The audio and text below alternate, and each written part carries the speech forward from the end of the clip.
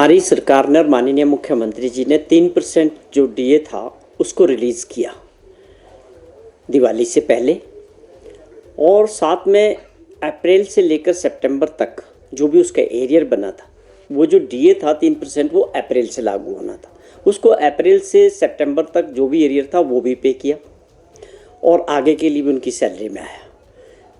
दिवाली से पहले सभी कर्मचारी भाइयों के और जो पेंशनर्स हैं उनके खाते में वो पैसा चला गया।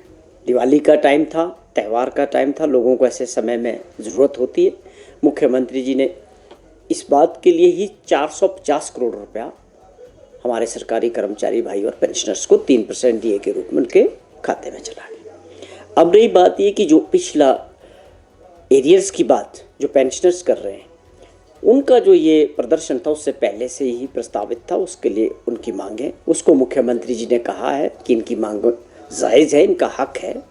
जैसे जैसे हमारी आर्थिक स्थिति में सुधार हो रहा है, हम फाइनेंशियल मैनेजमेंट कर रहे हैं, उसके हिसाब से हम अपनी देनदारियां भी साथ साथ क्लियर करते जा रहे हैं।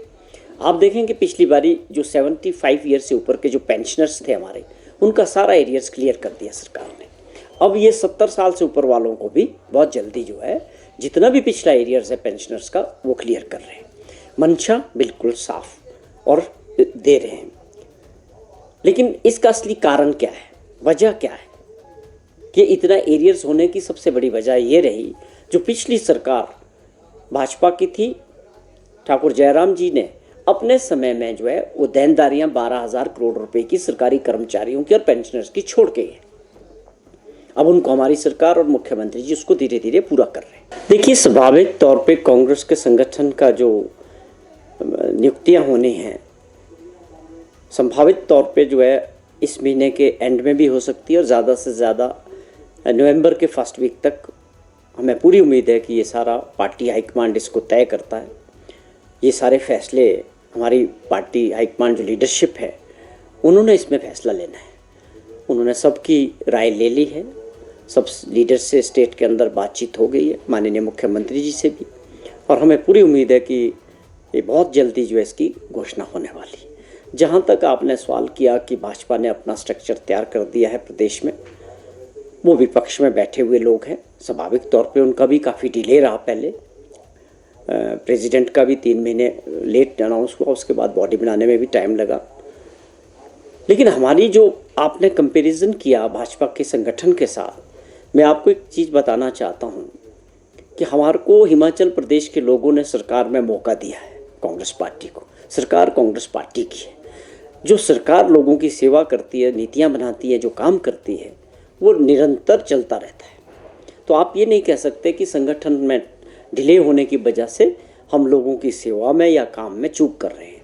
तो सरकार के तौर पे जो है हर तरह की जो हमारी जो काफ़ी हद तक हमने घोषणाएं की, जो नीतियां बना रहे हैं, वो लोगों तक, ज़मीन तक कैसे उतरे, इसमें सरकार बेखूबी काम कर रही है। देखिए, हिमाचल प्रदेश की अगर हम बात करें, चाहे राजनीतिक बात हो, कोई भी दल सत्ता में हो, विपक्ष में हो, लेकिन एक ऐसा माहौल रहता है कि एक गरिमा हमेशा रही है, और ये हिमाचल प्रदेश के लोग और मतदाता भी इसको पसंद करते हैं।